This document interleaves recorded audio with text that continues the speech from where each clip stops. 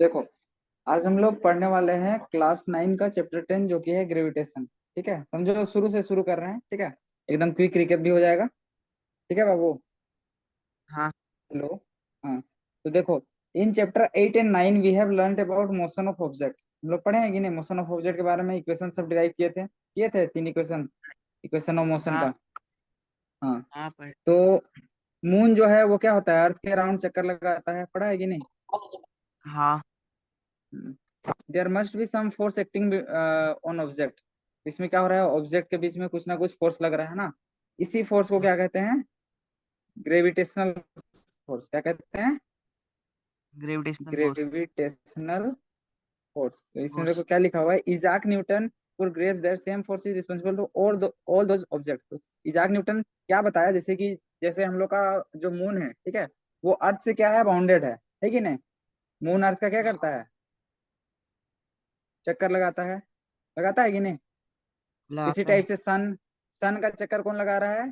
अर्थ लगा रहा है हम लोग का। ठीक है, तो हर एक हाँ। ऑब्जेक्ट एक दूसरे से बाउंडेड है। मतलब एक मतलब जैसे हम लोग का यूनिवर्स में क्या हो रहा है, हर एक सेलेस्टियल बॉडी एक दूसरे को एक फोर्स लगा रहा है। ठीक है, तो इजाक न्यूटन ने क्या बताया कि ये जो फोर्स जैसे अर्थ और सन के बीच में जैसे लग रहा है, वैसे ही हर एक ऑब्जेक्ट के बीच में ये फोर्स लगता है। ठीक है, तो यहीं से शुरुआत हुआ यूनिवर्सल लॉ ऑफ ग्रेविटेशन का। क्या चीज का? Universal law of gravitation. Universal gravitation. ठीक है, तो यूनिवर्सल लॉ ऑफ ग्रेविटेशन सबसे पहला चीज, मेन जो टॉपिक है इसमें, तो उनको वही पढ़ना है। क्या पढ़ना है? Universal universal law of law gravitation. Of gravitation. ठीक है, इसके बारे में जिक्र करेंगे थोड़ा थोड़ा। ठीक है, चलो करते हैं। तो मिला लेते हैं पहले पेज को। Universal law of gravitation. Screen अच्छे से आ रहा है? कोई दिक्कत नहीं है? नहीं। हेलो। हाँ चलो। तो यूनिवर्सल ऑफ ग्रेविटेशन क्या होता है ये पहले समझना होगा। ठीक है, तो ये क्या कहता है कि इट स्टेट्स दैट, ठीक है, it states that states that every object, हर एक ऑब्जेक्ट, ठीक है, every object in the object universe, in the, एकदम रटते जाना है, ठीक यूनिवर्स। है, याद हो जाना चाहिए। ठीक है, इन द हाँ। Universe universe attract each other. Attract each other. ठीक है, अट्रैक्ट ईच अदर, ईच। एक दूसरे को क्या करेगा? अट्रैक्ट करेगा। ठीक है, हाँ। By a force, by a force. Force, एक फोर्स से इस यूनिवर्स का सारा ऑब्जेक्ट एक दूसरे को अट्रैक्ट करेगा। ठीक है, एंड दैट फोर्स, ठीक है, ये जो फोर्स है वो डायरेक्टली प्रोपोर्शनल होता है प्रोडक्ट ऑफ देयर मासेस। ठीक है, जैसे कि एक बॉडी है जिसका मास m1 है और दूसरा बॉडी का मास क्या है? m2 है। ठीक है, पर हम लोग कंसीडर कर लेते हैं एक बॉडी है जिसका मास क्या है? m1 और दूसरा का m2, दोनों के बीच का M2। डिस्टेंस स्मॉल डी है। ओके, समझे कि हाँ। नहीं? तो हर एक समझे। ऑब्जेक्ट एक दूसरे को क्या करता है? एक फोर्स से अट्रैक्ट करता है जो कि डायरेक्टली प्रोपोर्शनल होता है to the product of their masses. कोई दिक्कत नहीं है? सेकेंड पॉइंट नहीं। क्या करता है? एंड, यहाँ पे पहले इस लाइन को कंटिन्यू कर लेंगे। ठीक है, एंड, एंड लिखो यहाँ पे, एंड इज इनवर्सली प्रोपोर्शनल। और ये क्या होता है बाबू? Inversely proportional. प्रोपोर्शनल। ठीक है, to the, to the square. ठीक है, to the square of distance between them. ठीक है, समझा कि नहीं? उन लोग के बीच का सम। जो डिस्टेंस है उसके इनवर्सली प्रोपोर्शनल होगा। तो देखो, सबसे पहला चीज, force is directly proportional to m1 into m2, और जो हो जाएगा force is inversely proportional to 1/d²। ठीक है, इन दोनों को हम लोग क्या करेंगे? इक्वेशन 1 मानेंगे और इसको इक्वेशन नंबर 2। रिकॉर्डिंग मिल जाएगा, तुम नोट्स बना लेना वहां से। ठीक है, जल्दी जल्दी देखो केवल, हाँ। सुन रहा है? हाँ। हेलो। रिकॉर्डिंग मिल जाएगा, हेलो। तुम वहां से नोट्स बना लेना, चिंता नहीं करना है। ठीक है, बस चलो देखते चलो। ये दोनों इक्वेशन को अब लिखेंगे, कंबाइन करेंगे। ठीक है, तो अब लिखेंगे हम लोग from equation 1 and 2, from equation 1 and 2, F is directly proportional to क्या हो जाएगा बाबू? m1 m2/d²। कोई दिक्कत? बोलो। नहीं। नहीं है? ठीक है, अब आगे बढ़ते हैं। प्रोपोर्शनलिटी साइन हटेगा तो क्या आएगा बाबू? एक कांस्टेंट आएगा। इक्वल टू देके क्या लिखेंगे? Capital G m1 m2/d²। ठीक है, वेयर, वेयर मतलब जहां पे हम लोग का जो जी है, जी क्या है बाबू? प्रोपोर्शनलिटी कांस्टेंट है। क्या है? Proportionality constant. हाँ, प्रोपोर्शनलिटी कांस्टेंट, जिसको नोन एज, यहाँ पे क्या लिखना है? Known as universal gravitation constant. क्या बोलेंगे? Uni universal gravitation. Universal gravitation constant, कोई दिक्कत नहीं है। नहीं।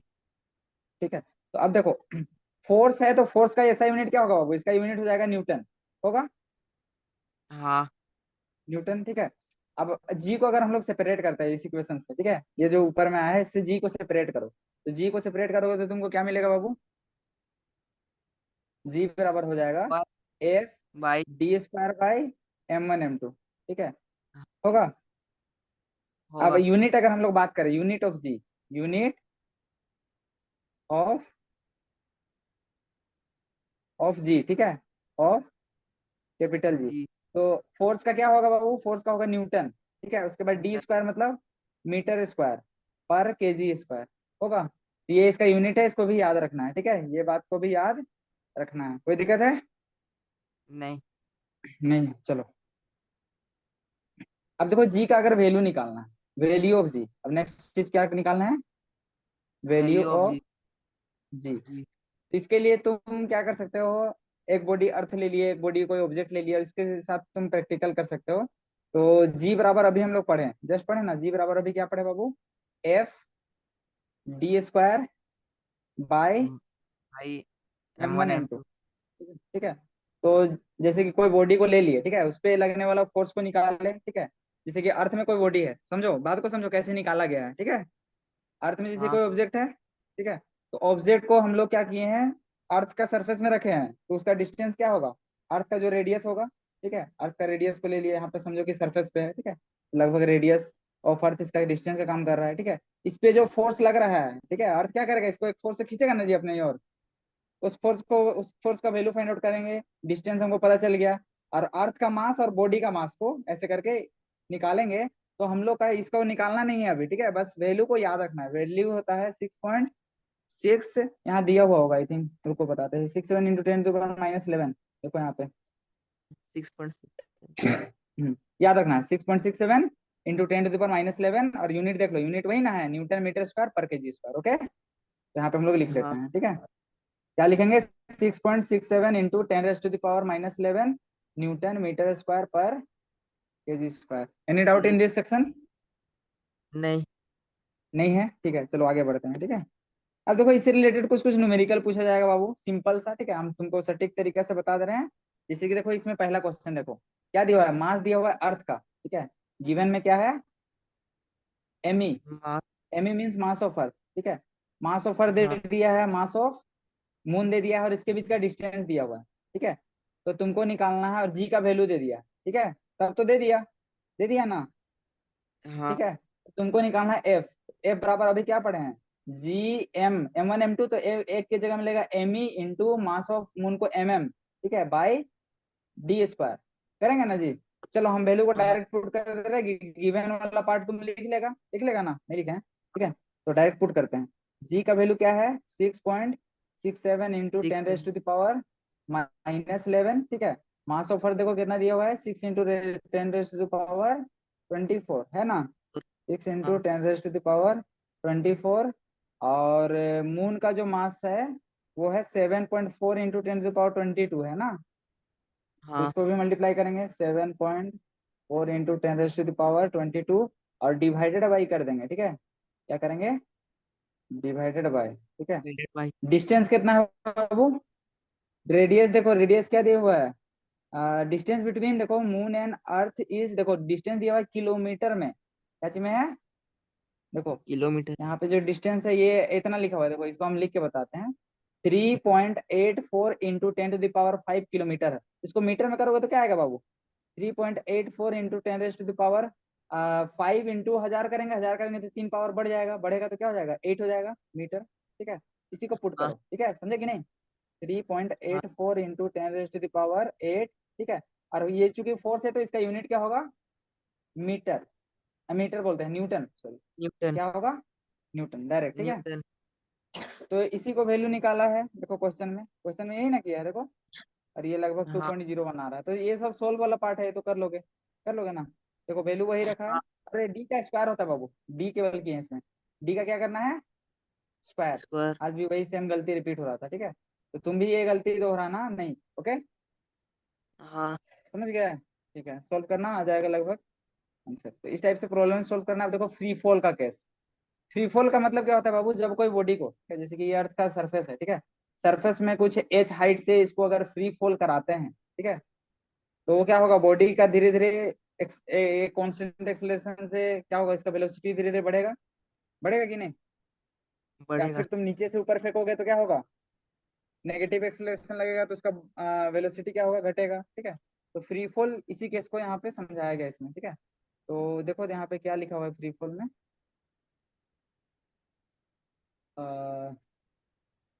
while falling there is no change in direction of motion of object but due to earth का attraction, ठीक है, there will be change in magnitude of velocity।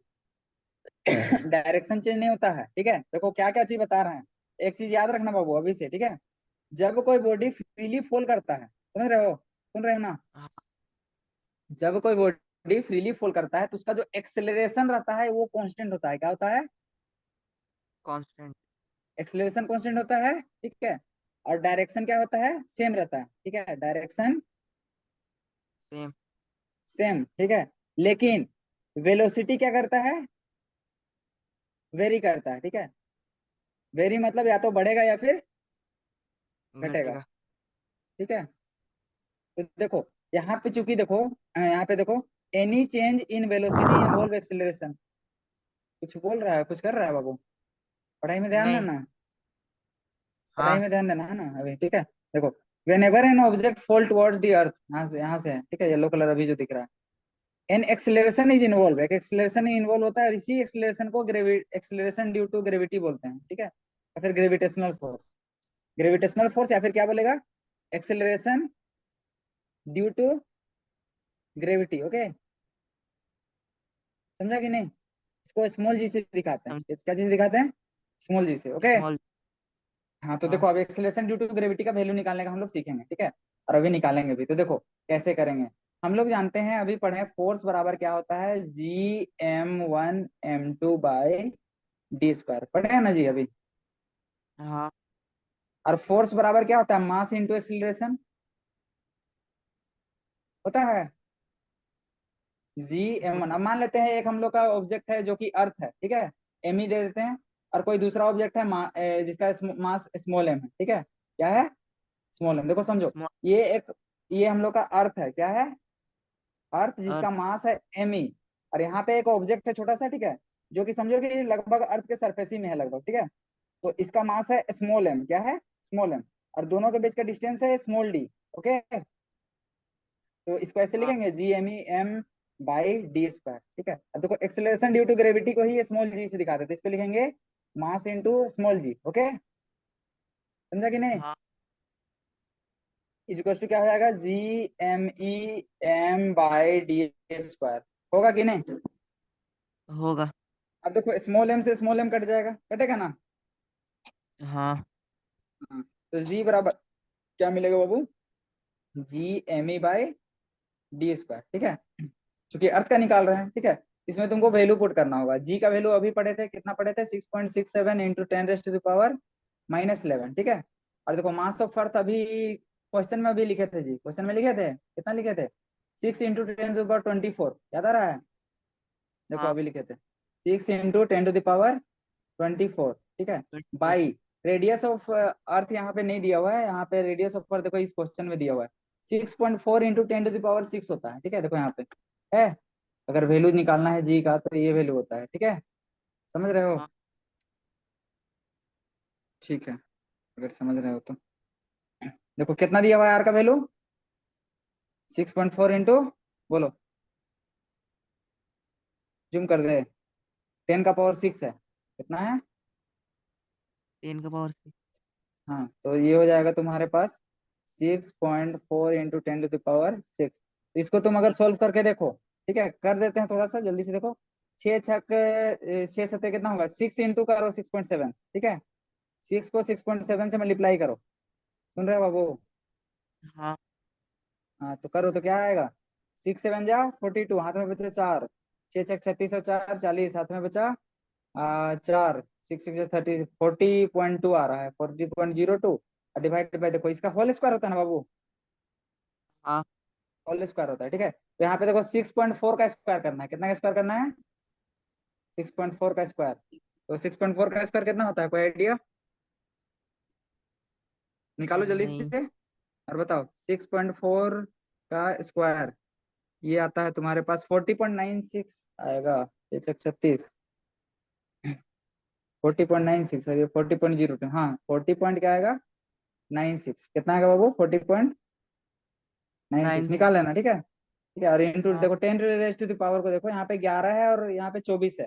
24 में 11 घटाओ, कितना होगा? आ, 4 में एक 3, 13 बचेगा ना। और यहाँ पे देखो हाँ। 6 दूना 12, तो 13 माइनस क्या हो जाएगा, 12 होगा। 12।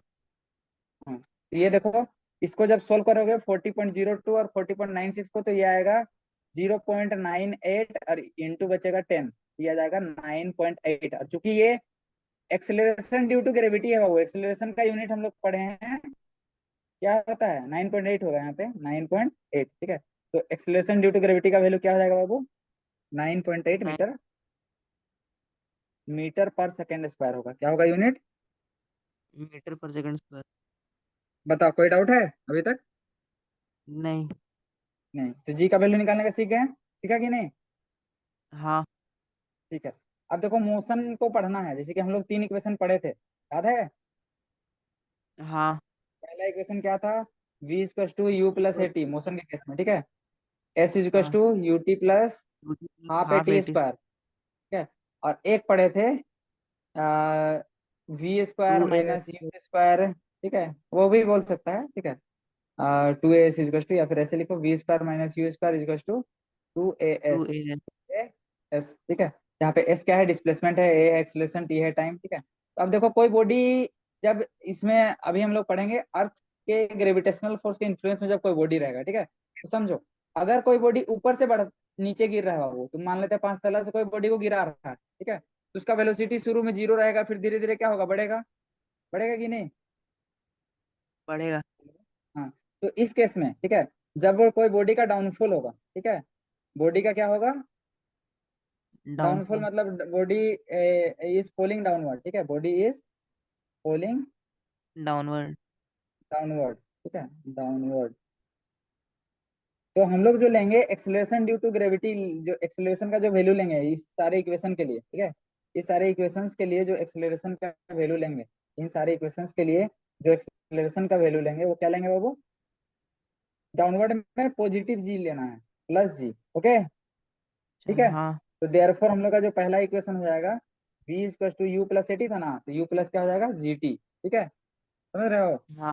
और इसी टाइप से s बराबर U T plus half half G T square. G T square, ठीक है। और एक इक्वेशन हो जाएगा V square minus you square is equal to 2 GS, ठीक है। इसी टाइप से दूसरा, जब कोई बॉडी को ऊपर फेंकेंगे नीचे से ऊपर, ठीक है, ये केस शायद नहीं आएगा भी, या फिर यूज करेगा, डायरेक्ट यूज करेगा, ठीक है। When we will throw the हाँ। बॉडी अपवर्ड, ठीक है, बॉडी को किधर फेंकेंगे? अपवर्ड, ठीक है। वर्ड। व्हेन वी विल, तो उसका वेलोसिटी क्या होगा, घटेगा कि नहीं? जब कोई बॉडी को तुम नीचे से ऊपर फेंकता है, नीचे से अगर ऊपर फेंकेगा तो क्या होगा, धीरे धीरे उसका वेलोसिटी घटेगा, और एक स्टेज के बाद रुक जाएगा, और फिर वापस से नीचे आके गिरता है, बोलो नहीं फेंका है कभी ग्राउंड देखा ग्राउंड है। में, ठीक है।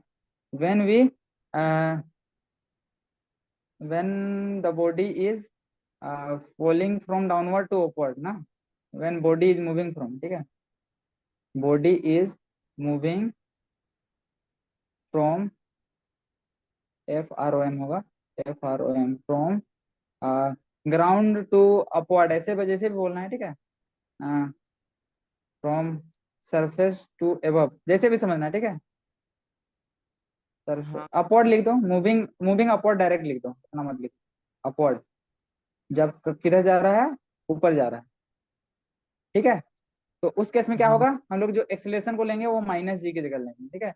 हम लोग के पास इक्वेशन बन जाएगा V equal to U plus A T होता था, तो यहाँ पे माइनस जी टी हो जाएगा, ठीक है। फिर s equal to you t minus u t half minus g g t t square. Square, और v square minus you square equal to -2 g s. तो इसको अपने अकॉर्डिंग अरेंज करके लिख सकते हो, ठीक है। ये सब 6 इक्वेशन है। अब इसके बाद देखो न्यूमेरिकल बनाने का देखते हैं जल्दी से, एक आध दो को देखेंगे, ठीक है। फिर आगे हम लोग मास और वेट में डिफरेंस पढ़ेंगे, ओके, ठीक है। यहाँ तक हम शायद कराए थे लास्ट क्लास में, याद होगा अगर तुमको, क्या? हाँ तो देखो क्वेश्चन देखो जल्दी से, ठीक है।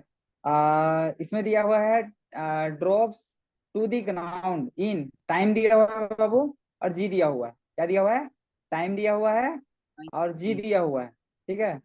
तो देखो कहाँ से फॉल कर रहा है, ऊपर से नीचे, तो जी प्लस वाला लेंगे, प्लस जी लेंगे ना, समझ हाँ रहे हो? प्लस जी वाला इक्वेशन लेंगे। What is the speed of striking? Speed of striking मतलब फाइनल वेलोसिटी निकालना है। तो वी बराबर हम लोग क्या पढ़े थे? U plus G plus G T एट पढ़े जी थे। टी। हाँ हाँ G T.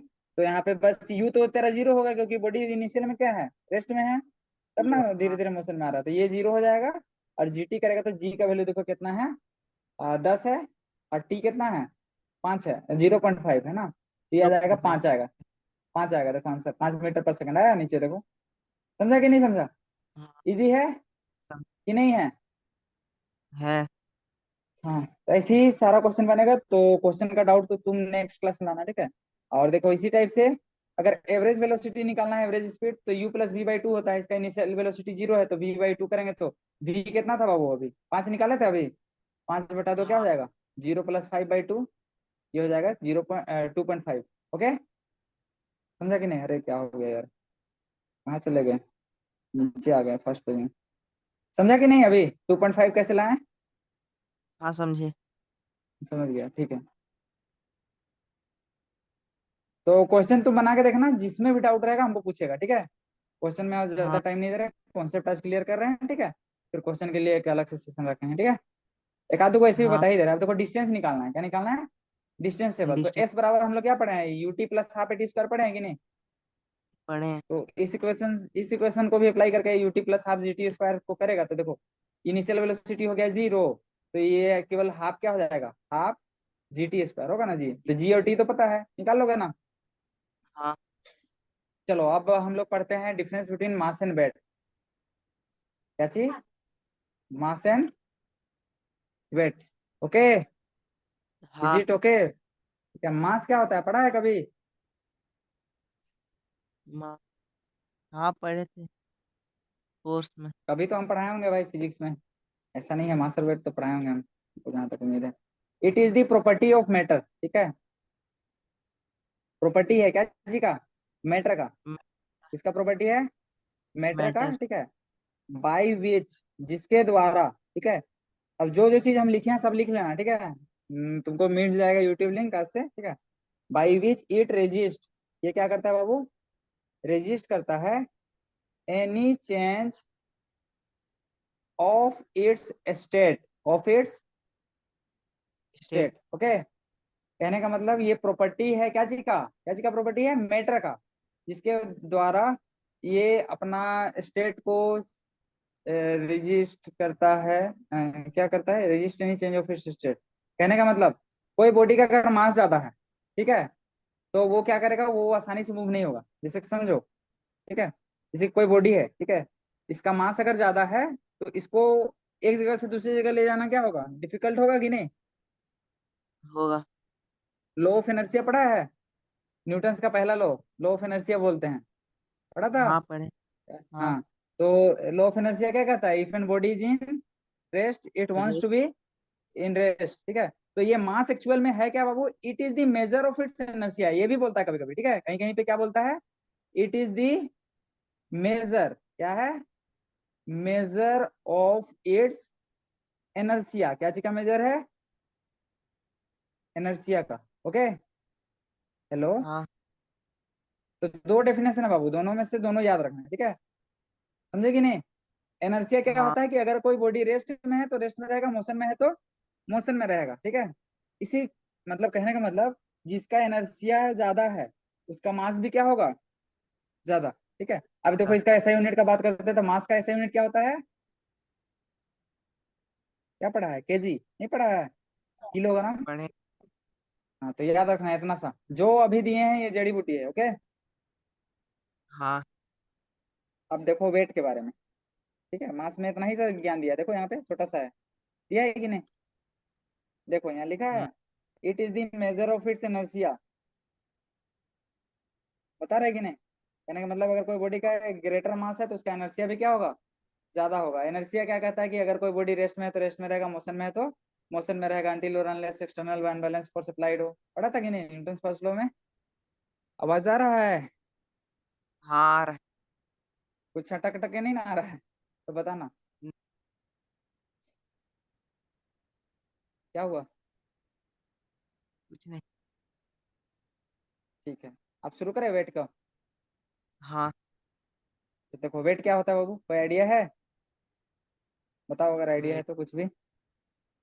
It is the force, ये क्या है बाबू? Force force. है, ठीक है। क्या है? Force. By which, by which earth, कौन पुल करता है? Earth pulls an object, pull करता है एक ऑब्जेक्ट को, ठीक है, एन ऑब्जेक्ट टुवर्ड्स इटसेल्फ। किधर खींचता है बाबू? अपने तरफ। अपनी ओर, ठीक है।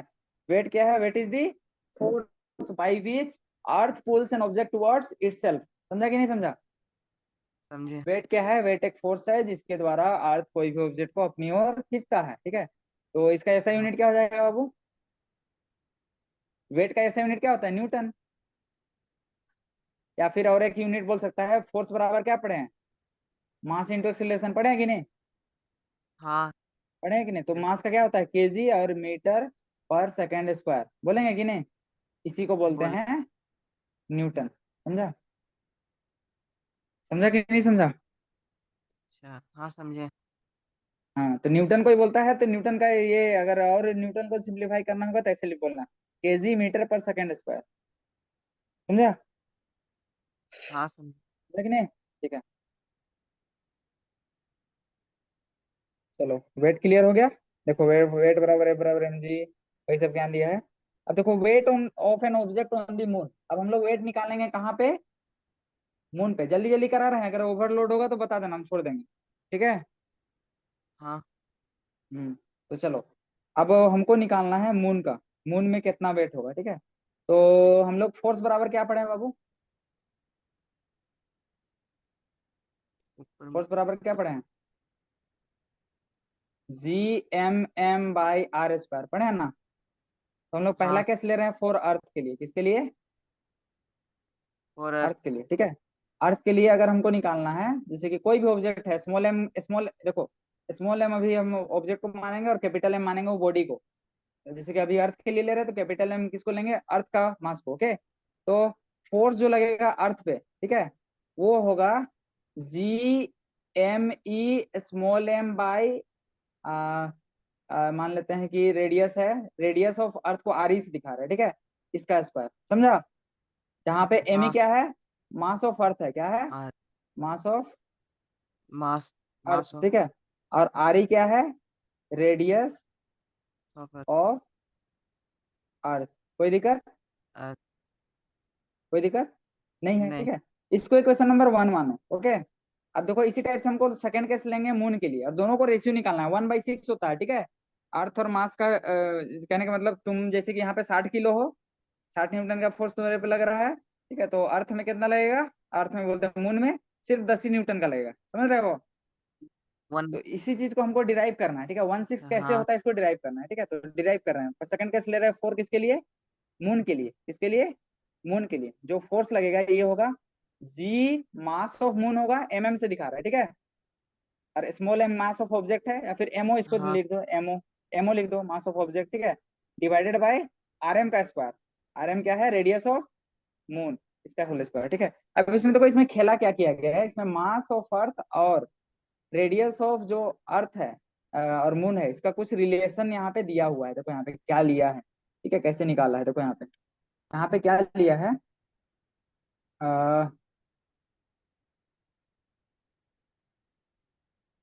G M M by let the weight same, ठीक है।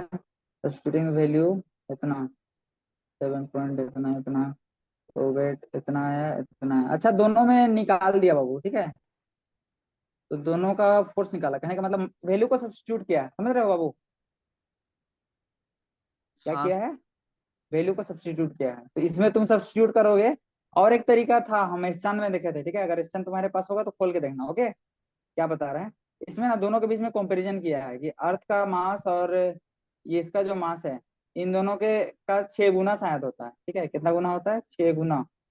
और ये रेडियस शायद 4 गुना होता है, ऐसे कुछ टाइम्स के कंपैरिजन में था। ठीक है, और उसी को पुट करके दोनों का रेशियो को कैंसिल कर दिया था, और तुम्हारा आया था 1:6 आएगा। कितना आएगा? 1:6। ठीक है। 1:6। वन किसका है? वन है मून का। किसका है? मून का। और ये रेशियो किसका है? अर्थ का। तो इसमें तुमको वैल्यू पुट किया, तो देखो पहला वाला में अर्थ। वैल्यू पुट करना होगा। ठीक है, तो यहाँ पे किताब से बता दे जल्दी होगा। ठीक है, तुम वैल्यू पुट कर लेना, यहाँ पे किया ही हुआ है तो हम कितना लिखें, समझ रहे हो ना? देखो मेन कॉन्सेप्ट बता दिए हाँ। ना। देखो यहाँ पे पहला मून के लिए क्या लिया है? मून का मास लिया है। ठीक है, और स्मॉल एम को स्मॉल एम रहने दिया। ठीक है, बॉडी को उसने नहीं रहने दिया, तो इतना एम आया। ओके, यहाँ पे इक्वल टू छूट जा रहा है बाबू। ठीक है, बीच बीच में यहाँ पे इक्वल टू है। ठीक ना? समझ रहे हो? इक्वल टू है, यहाँ पे डिवाइड है और यहाँ पे मल्टीप्लाई है। हाँ। वहाँ पे साइन थोड़ा छूट गया है, सबको इग्नोर करना है। ठीक है, तो इसी टाइप से तुम्हारा निकालना है वेट। अर्थ अर्थ पे वेट निकालना है और मून पे निकालना है। ठीक है, तो दोनों पे जब निकालोगे तो दोनों पे कुछ इस टाइप का वैल्यू आएगा। ठीक है, समझ रहे हो? वैल्यू पुट करके अर्थ का मास का, मून का मास और रेडियस ऑफ अर्थ, या फिर दोनों के बीच का डिस्टेंस, रेडियस ऑफ अर्थ और रेडियस ऑफ मून हम लोगों को पता है। ठीक है, तो हम लोग फोर्स नहीं निकाल सकते? निकाल सकते हैं कि नहीं? समझ रहे निकाल हो? सकते हैं। हाँ, तो दोनों का फोर्स निकाल के रेशियो निकालोगे तो हाँ। लगभग 0.165 आएगा। तो ये 1/6 के बराबर होता है। किसके बराबर होता है? 1/6। तो ये निकालने के लिए नहीं आता है, लेकिन फिर भी बता रहे वन बाई। हैं कैसे बन रहा है। ठीक है, तो इसको कोशिश करना, निकाल के देखना। ठीक है, डिराइव करके देखना वैल्यू। मास ऑफ मून कितना होता है, मास ऑफ अर्थ कितना होता है, रेडियस ऑफ मून और रेडियस ऑफ अर्थ। ओके, और सारा वैल्यू को सब्स्टिट्यूट करके रेशियो निकालने का काम करना।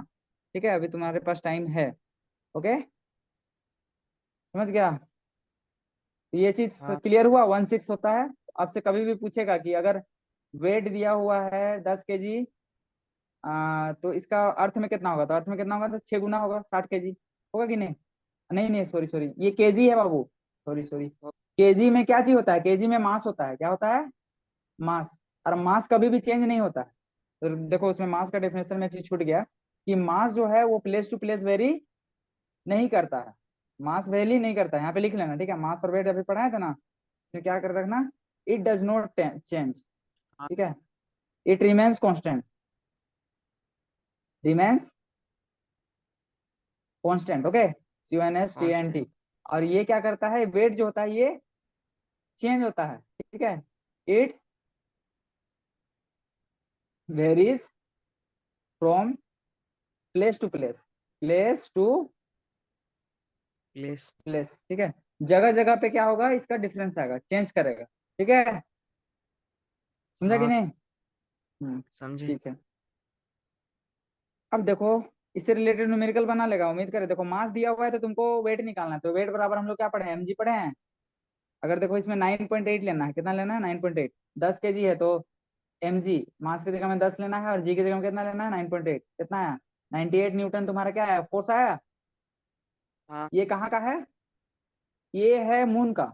देयरफॉर अर्थ का क्या होगा? 6 गुना होगा। होगा कि नहीं?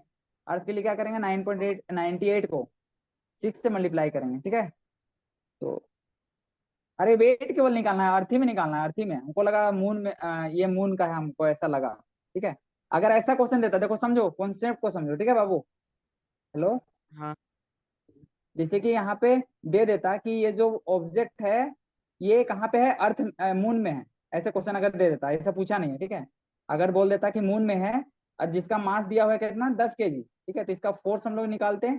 तो फोर्स निकालने के लिए मून का ग्रेविटी लेना पड़ता, तो हम लोग अर्थ ही लेते हैं। ठीक है, अर्थ लेते हैं। ओके, क्या लेते हैं?